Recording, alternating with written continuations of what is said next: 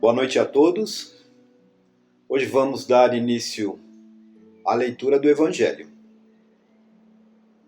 Iniciando pela prece, vamos elevar nossos pensamentos a Deus e a Jesus, agradecendo por este encontro, mesmo virtual, agradecendo pelas nossas famílias, pelo alimento do corpo e da alma e também pela nossa saúde. E pedindo por todos os nossos irmãos em aflição, encarnados e desencarnados.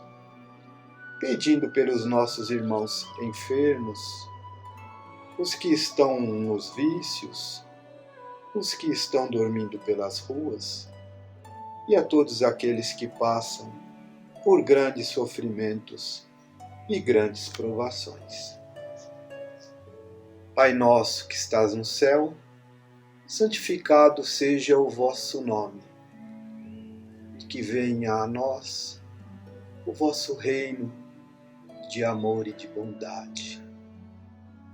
E que seja feita a vossa vontade, Pai, assim na terra como no céu. O pão nosso de cada dia, dai-nos hoje e sempre, e perdoa, Pai, as nossas dívidas, assim como devemos perdoar os nossos devedores, e não nos deixeis cair em tentação. Livra-nos da prática e também do pensamento de todo mal. Que assim seja, graças a Deus. Do Evangelho segundo o Espiritismo, codificado por Allan Kardec, capítulo 15. Fora da caridade não há salvação. O necessário para salvar-se, o bom samaritano. Mas quando vier o Filho do Homem na sua majestade e todos os anjos com ele, então se assentará sobre o trono de sua majestade e serão todas as gentes congregadas diante dele e separará uns dos outros, como o pastor que aparta dos cabritos as ovelhas. E assim porá as ovelhas à direita e os cabritos à esquerda. Então dirá o rei aos que hão de estar à sua direita: Vinde, benditos de meu Pai, possui o reino que vos está preparado desde o princípio do mundo. Porque tive fome, e deste-me de comer. Tive sede, e deste-me de beber. Era hóspede, e recolheste-me. Estava nu, e cobriste-me. Estava enfermo, e visitaste-me. Estava no cárcere, e vieste ver-me. Então lhe responderão os justos, dizendo: Senhor, quando é que nós te vimos faminto, e te demos de comer, ou sequioso, e te demos de beber? E quando te vimos hóspede, e te recolhemos, ou nu, e te vestimos? Ou quando te vimos enfermo, ou no cárcere, e te fomos ver? E respondendo o rei, lhes dirá: Na verdade vos digo que quantas vezes vós fizestes isto a um destes meus irmãos mais pequeninos, a mim é que o fizestes. Então dirá também aos que hão de estar à esquerda: Apartai-vos de mim, malditos, para o fogo eterno que está aparelhado para o diabo e para os seus anjos, porque tive fome e não me destes de comer. Tive sede e não me destes de beber. Era hóspede e não me recolhestes. Estava nu e não me cobristes. Estava enfermo no cárcere e não me visitastes. Então eles também lhe responderão, dizendo: Senhor, quando é que nós te vimos faminto, ou sequioso, ou hóspede, ou nu, ou enfermo, ou no cárcere, e deixamos de te assistir? Então lhes responderá ele, dizendo: Na verdade vos digo que quantas vezes o deixastes de fazer a um destes mais pequeninos, a mim o deixastes de fazer. E irão estes para o suplício eterno, e os justos para a vida eterna. Mateus capítulo 25, versículo 31 a 46. E eis que se levantou um doutor da lei, e lhe disse, para o tentar: Mestre, que hei eu de fazer para entrar na posse da vida eterna? Disse-lhe então Jesus: Que é o que está escrito na lei? Como lês tu? Ele respondendo disse: Amarás o Senhor teu Deus de todo o coração, de toda a tua alma e de todas as tuas forças, e de todo o teu entendimento, e ao teu próximo como a ti mesmo. E Jesus lhe disse: Respondeste bem, faze isso e viverás. Mas ele, querendo justificar-se a si mesmo, disse a Jesus: E quem é o meu próximo? E Jesus, prosseguindo, no mesmo discurso, disse: Um homem baixava de Jerusalém a Jericó e caiu nas mãos dos ladrões, que logo o despojaram do que levava. E depois de o terem maltratado com muitas feridas, se retiraram, deixando-o meio morto. Aconteceu, pois, que passava pelo mesmo caminho um sacerdote, e quando o viu, passou de largo. E assim mesmo um levita, chegando perto daquele lugar, o vendo-o, passou também de largo. Mas o samaritano, que ia a seu caminho, chegou perto dele, e quando o viu, se moveu a compaixão. E chegando-se, lhe atou as feridas, lançou nelas azeite e vinho, e pondo-o sobre a sua cavalgadura, o levou a uma estalagem, e teve cuidado dele. E ao outro dia tirou 2 denários e deu-os ao estalajadeiro, e lhe disse: Tem-me cuidado dele, e quando gastares demais, eu te satisfarei quando voltar. Qual destes 3 te parece que foi o próximo daquele que caiu nas mãos dos ladrões? Respondeu logo o outro: Aquele que usou com a tal da misericórdia. Então lhe disse Jesus: Pois vai e faze tu o mesmo. Lucas capítulo 10, versículo 25 a 37. Toda a moral de Jesus se resume na caridade e na humildade, ou seja, nas 2 virtudes contrárias ao egoísmo e ao orgulho.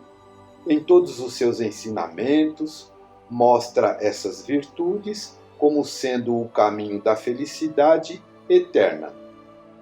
Bem-aventurados, diz ele, os pobres de espírito, quer dizer, os humildes, porque deles é o reino dos céus. Bem-aventurados os que têm coração puro. Bem-aventurados os mansos e pacíficos. Bem-aventurados os misericordiosos. Amai o vosso próximo como a vós mesmos. Fazei aos outros o que desejaríeis que vos fizessem. Amai os vossos inimigos. Perdoai as ofensas, se quereis ser perdoados. Fazei o bem sem ostentação. Julgai-vos a vós mesmos antes de julgar os outros. Humildade e caridade. Eis o que não cessa de recomendar, e o que ele mesmo dá o exemplo: orgulho e egoísmo. Eis o que não cessa de combater.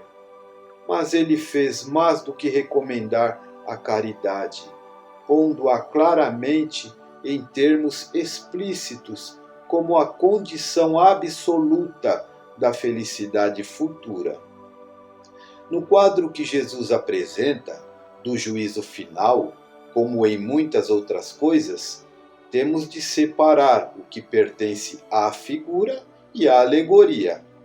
Há homens, como aos que falava, ainda incapazes de compreender as coisas puramente espirituais. Devia apresentar imagens materiais surpreendentes e capazes de impressionar. Para que fossem melhor aceitas, não podia mesmo afastar-se muito das ideias em voga, no tocante à forma, reservando sempre para o futuro a verdadeira interpretação das suas palavras e dos pontos que ainda não podia explicar claramente. Mas, ao lado da parte acessória ou figurada do quadro, há uma ideia dominante, a da felicidade que espera o justo e da infelicidade que reserva ao mal. Nesse julgamento supremo, quais são os considerandos da sentença? Sobre o que baseia a inquirição? Pergunta ao juiz se foram atendidas estas ou aquelas formalidades, observadas mais ou menos estas ou aquelas práticas exteriores? Não. Ele só pergunta por uma coisa, a prática da caridade, e se pronuncia dizendo: passai à direita, vós que socorrestes aos vossos irmãos.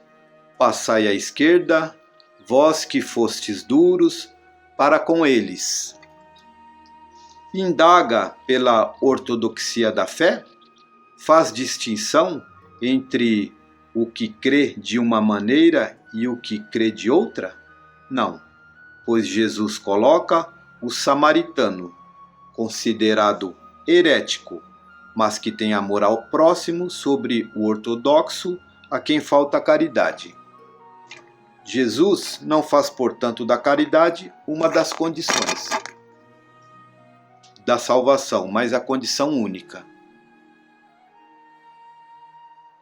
Se outras devessem ser preenchidas, ele as mencionaria. Se ele colocar a caridade na primeira linha, entre as virtudes, é porque ele encerra implicitamente todas as outras: a humildade, a mansidão, a benevolência, a justiça, etc. E porque é ela a negação absoluta do orgulho e do egoísmo.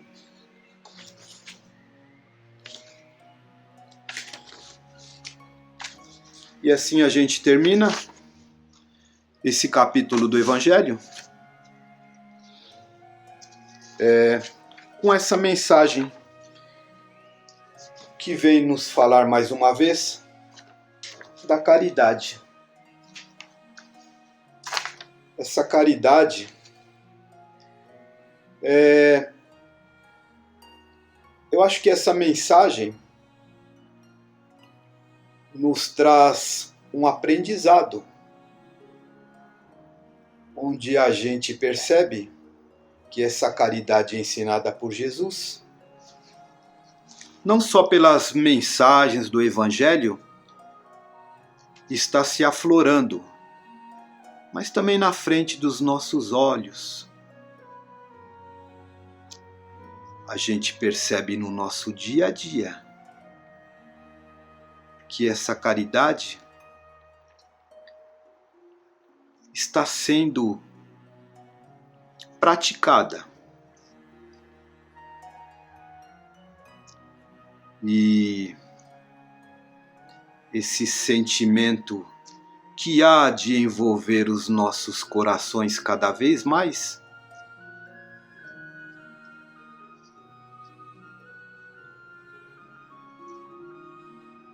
vai nos fazer aprender agora que o amor e a caridade é o combustível que está impulsionando este grande globo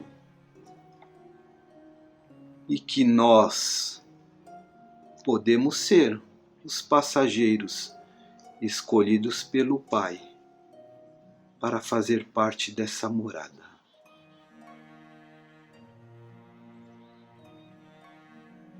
E assim encerramos a nossa leitura de hoje.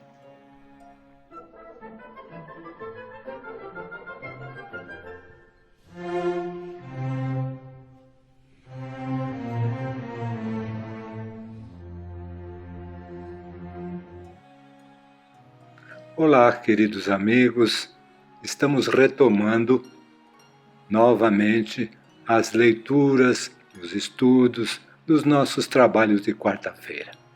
É uma alegria muito grande, embora seja virtualmente, poder estar junto desses irmãos queridos que tanto amamos e que dar continuidade também ao nosso estudo, uma vez que nós estamos lendo aí o livro da diversidade dos carismas, né, do Hermínio Miranda, e vamos dar sequência então a essa leitura. Primeiramente vamos ler um trecho do Evangelho segundo o Espiritismo, para darmos então prosseguimento aí aos nossos estudos.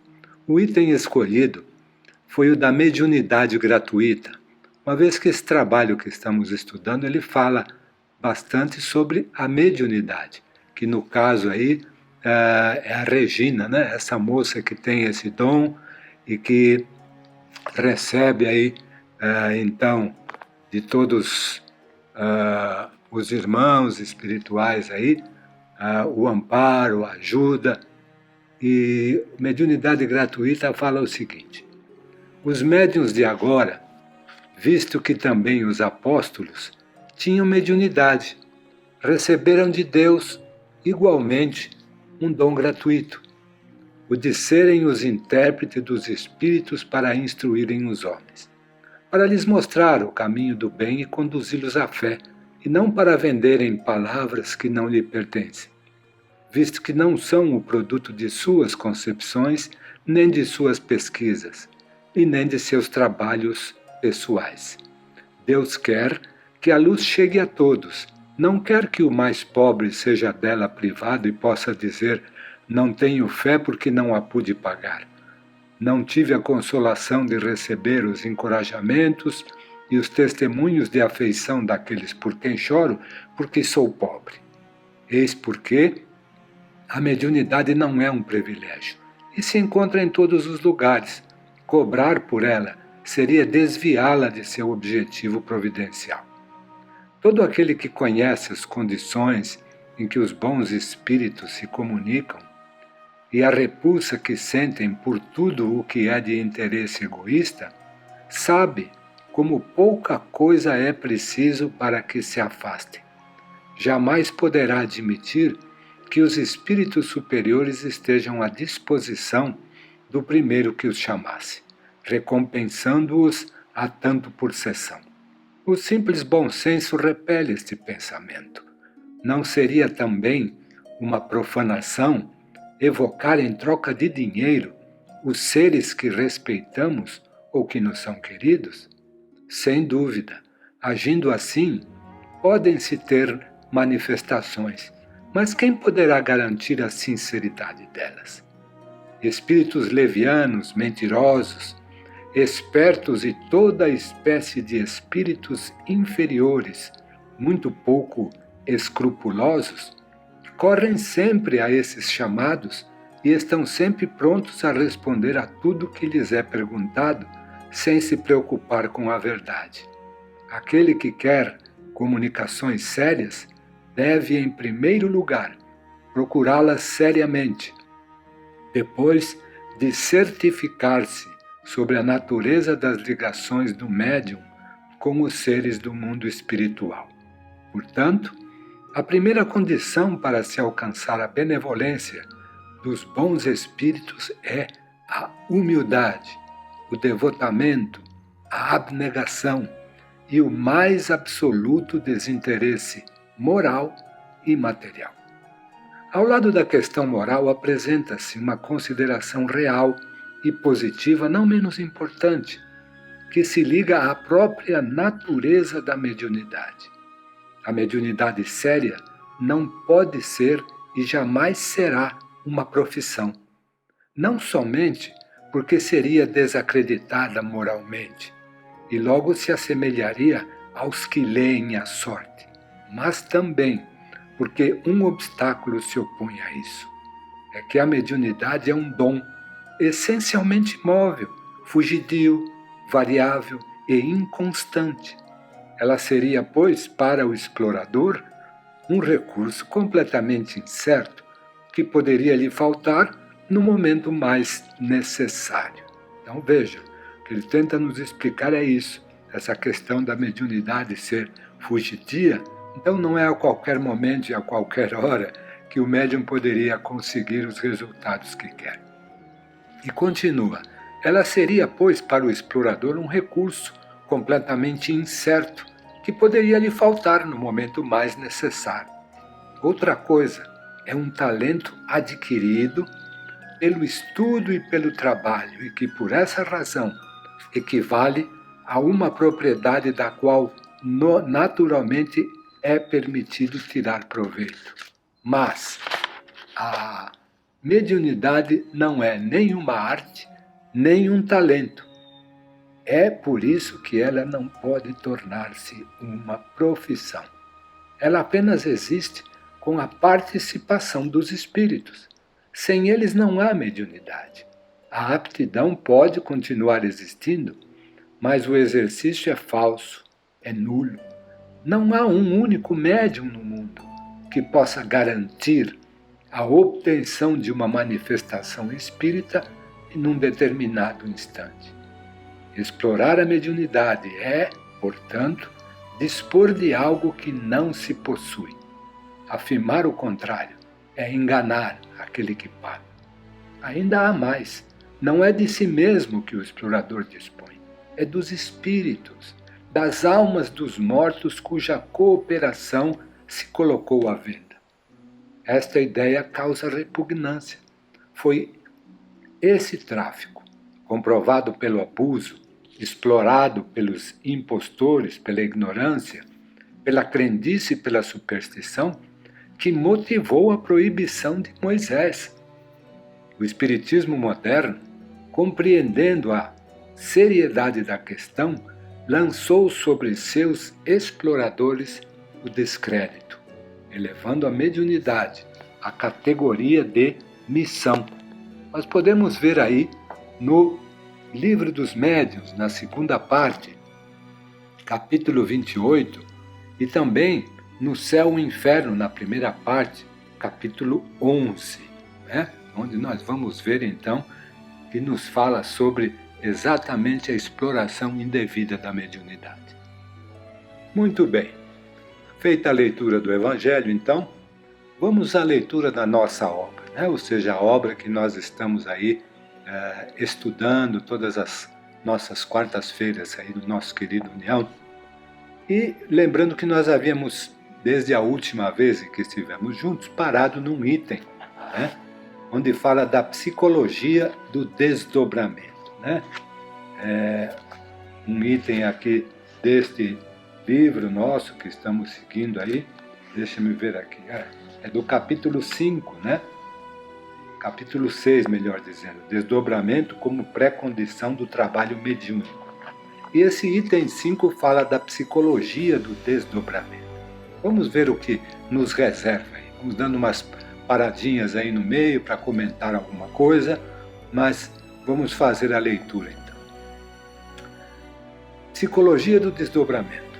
Habituada aos desdobramentos ocorridos ao longo dos anos de experiência quase diária, Regina passou a considerá-la como uma atividade rotineira, em paralelo com o exercício de suas faculdades, seja antecipando trabalhos mediúnicos em preparação, seja complementando-os posteriormente, bem como em reuniões de instrução e de aprendizados, como vimos. Não lhe é difícil, portanto, manter a sua lucidez no decorrer do processo, ainda que o desprendimento seja a consequência do sono comum. Logo que ocorre o desdobramento, que não apresenta mais aquelas tensões e receios, ela tem consciência de estar fora do corpo físico, sabe onde está e o que está fazendo. O mais importante, contudo, é o que se poderia chamar de deslocamento do centro de interesse, com a sua consequente alteração na perspectiva e nas prioridades. Uma vez destacada do corpo físico, é como se algo mudasse na sua própria psicologia, ou pelo menos na maneira de considerar aspectos importantes da vida. Na posse de um corpo mais sutil, que melhor obedece aos seus comandos mentais e certamente com acesso mais fácil a um vasto mundo de informações e perspectivas, ela sente-se de fato uma outra pessoa. É como se ficasse naquele corpo adormecido e pesado as motivações de muitas angústias e problemas. Não que tais sensações deixem de existir, porque os problemas, e ela bem o sabe, continuam, mas se posicionam em novos arranjos e numa diferente hierarquia de valores. No corpo mais sutil, mais senhora de si mesma, ela chega até a lamentar a perda de tempo com aspectos de sua vida que não têm, afinal de contas, a importância com que se apresentam a sua ótica de encarnada, contida pelas bem definidas limitações da vida física. Bom, até aqui, né, o que nós lemos. Então, o que nós podemos tirar de ensinamento disso que a Regina nos narra aqui através da mediunidade, né, desse nosso autor? Nós começamos a entender que à medida que o espírito, através do desdobramento, né, deixa o corpo físico, naturalmente a gente sabe que a ligação permanece, mas que ele consegue então fazer o desdobramento, ele acaba voltando à sua condição espiritual, onde ele não tem mais aquelas, digamos assim, ansiedades e pressas e urgências que tem na vida material. Por isso ela até faz esse comentário, que quando ela está lá, ela até, por vezes, acha interessante as suas preocupações, por que ela perde tanto tempo com coisas que na realidade não têm tanto valor. Mas como a gente já disse muitas vezes em nossos comentários, né, durante os nossos estudos, quando a gente volta para o corpo, a gente tem somente essa memória que temos aqui, que faz, então, parte da nossa vida material aqui. E nós não nos lembramos, em boa parte, daquilo que vemos no mundo espiritual, salvo em casos aqui como o da Regina, em que ela consegue visualizar e se lembrar do que lhe acontece. Então, até a questão dos interesses mudam, né? Vocês percebem isso? Quando a gente está encarnado, nós temos muito interesse aqui pelas coisas materiais, mais imediatas, e à medida que vamos nos espiritualizando, e também agora, como aqui no desdobramento, a gente começa a perceber que essa vida aqui é muito efêmera, né? Que nada daquilo que por vezes nós damos muito valor tem realmente o valor que nós encarnados lhes damos. É isso que ela está tentando dizer aqui, né? Contida pelas limitações da vida física. E ela continua dizendo assim, olha, é como se eu não tivesse nada a ver com os problemas daquela mulher adormecida que ficou lá na cama, ou seja, o corpo dela, né? Diz a Regina. Como se tudo aquilo que ela é e representa fossem coisas de um outro mundo, de uma outra pessoa com a qual ela está vagamente relacionada. Enquanto isso, os trabalhos se sucedem e não teríamos a pretensão e nem o espaço para descrevê-los todos e sobre eles tecer considerações específicas. Ela se lembra, né, a Regina, de tarefas que desempenhou durante algum tempo no mundo espiritual, como, por exemplo, veja, cuidar de crianças enquanto as mães saíam do seu próprio corpo para tarefas inadiáveis. Nesses casos, ela era levada por amigos espirituais aos lares em que deveria servir. Quando isso acontecia, ela já encontrava, ao desdobrar-se, um trabalhador à sua espera. Ao chegarem, encontravam a mãe aguardando apenas a sua presença para partir.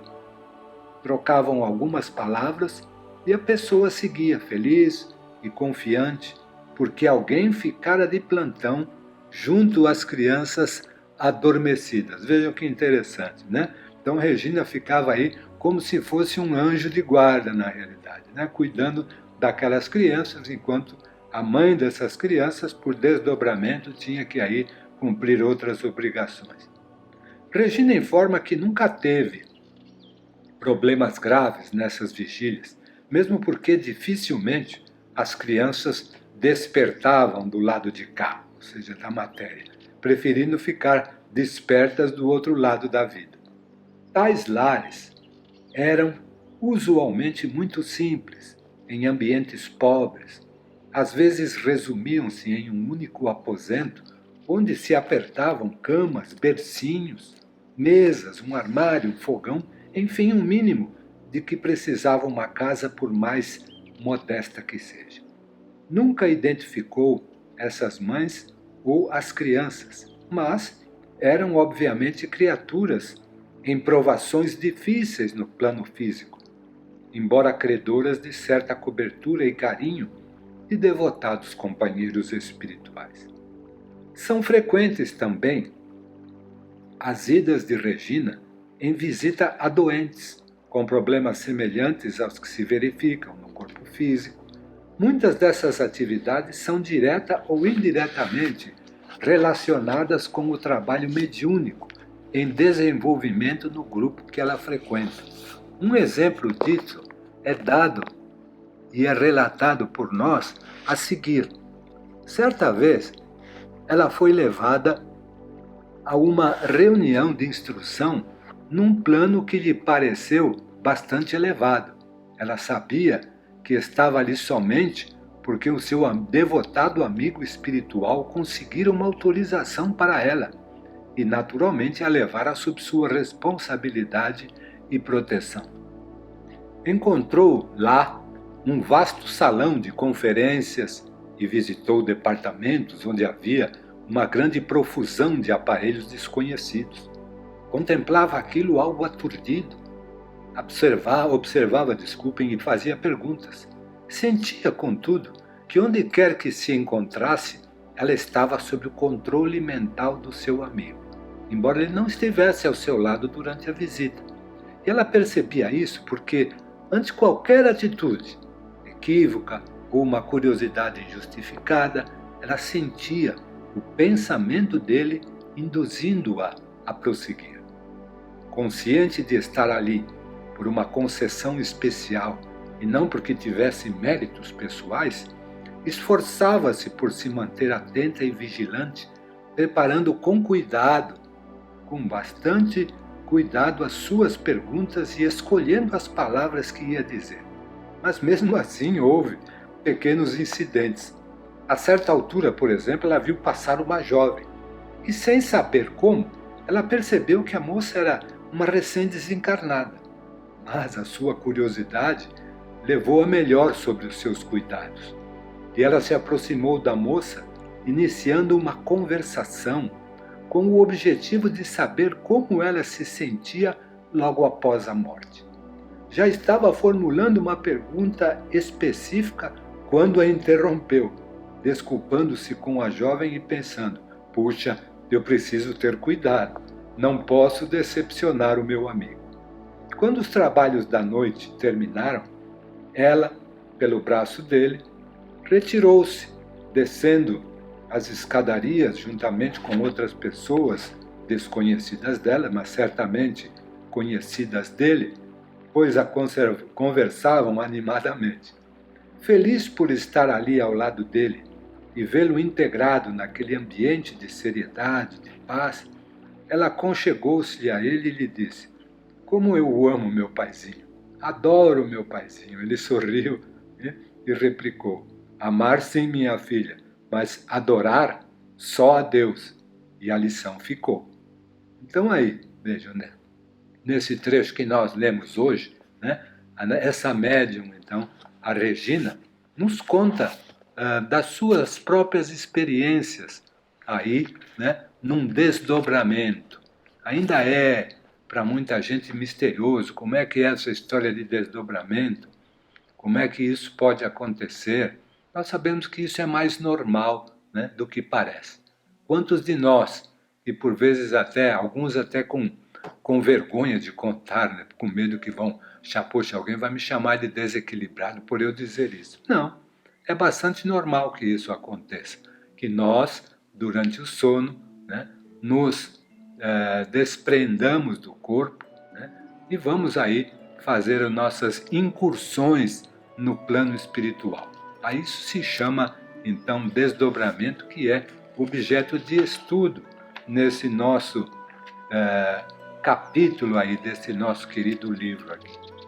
E eu espero que tenha sido claro, vocês me desculpem, porque é difícil para a gente que está acostumado a lidar com uma plateia, com amigos juntos, aí se fazer uma conferência, um estudo pelo meio virtual. Mas estamos aí tentando, tenho certeza que a experiência será proveitosa para todos aí, né? Agradeço a vocês por tudo aí pela atenção que estão tendo e pelos comentários que vierem a fazer também posteriormente, para que a gente possa aí aprimorar aí esse nosso trabalho virtual. Tenham todos então uma boa noite, que o Senhor, bom Deus, vos ilumine, traga muita paz e depois então virá a sequência aí dos trabalhos aí dessa nossa quarta-feira. Então vamos terminar o nosso trabalho com a prece, agradecendo ao Pai de infinito amor e bondade esta oportunidade bendita que tivemos de poder estar junto com os nossos irmãos de fé para mais esse estudo. Obrigado, Senhor, por todas as bênçãos que Tu tens derramado em nossas vidas e te pedimos sempre que nos oriente, nos ampare, nos guie e abençoe todos os que estão participando desses estudos. Pai nosso que estás nos céus, santificado seja o Teu nome. Venha a nós o Teu reino, seja feita a Tua vontade, assim na terra como nos céus. O pão de cada dia dá-nos hoje e sempre, e perdoe, Senhor, as nossas dívidas, assim como perdoamos aos nossos devedores. Não nos deixeis cair em tentações, mas livra-nos de todo mal. Pois Teu é o reino, o poder e a glória para todo sempre. Que assim seja, graças a Deus. Um grande abraço a todos. Obrigado.